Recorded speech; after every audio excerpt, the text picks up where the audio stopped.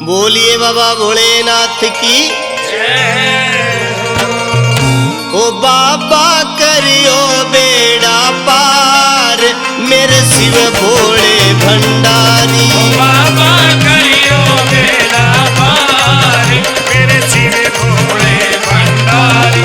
बाबा करियो बेड़ा पार मेरे शिव भोले भंडारी।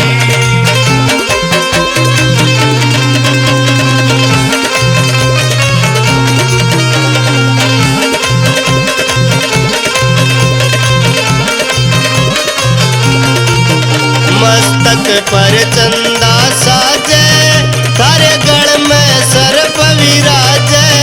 मस्तक पर चंदा साजे थारे गढ़ में सर्प विराजे। मस्तक पर चंदा साजे थारे गढ़ में सर्प विराजे। मस्तक पर चंदा साजे थारे गढ़ में सर्प विराजे। होते नंदी पे सवार मेरे शिव भोले भंडारी। बाबा करियो बेड़ा पार मेरे शिव भोले भंडारी।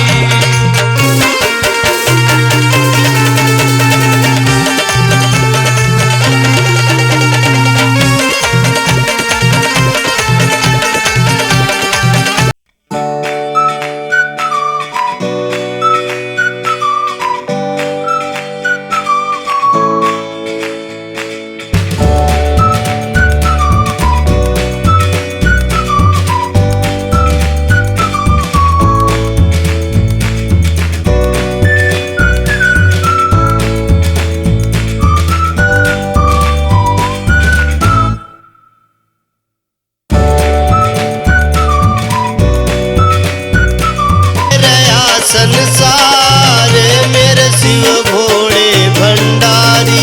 बाबा करियो बेड़ा पार मेरे शिव भोले भंडारी।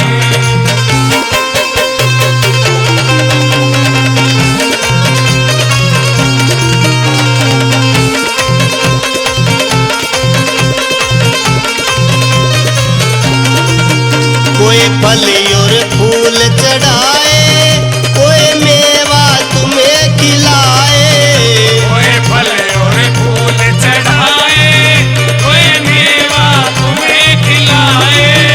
कोई फल और फूल चढ़ाए कोई मेवा तुम्हें खिलाए। कोई फल और फूल चढ़ाए कोई मेवा तुम्हें खिलाए। उधर पे भीड़ लगे से अपार मेरे शिव भोले भंडारी। बाबा करियो बेड़ा पार मेरे शिव भोले भंडारी।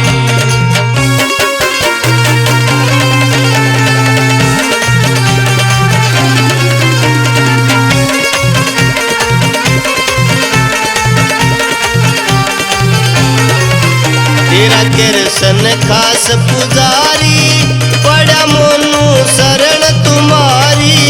तेरा कृष्ण खास पुजारी बड़ा मोनो शरण तुम्हारी। तेरा कृष्ण खास पुजारी बड़ा मोनू शरण तुम्हारी। तेरा कृष्ण खास पुजारी बड़ा मोनो शरण तुम्हारी। हटा दो सब चिंता के भार मेरे शिव भोले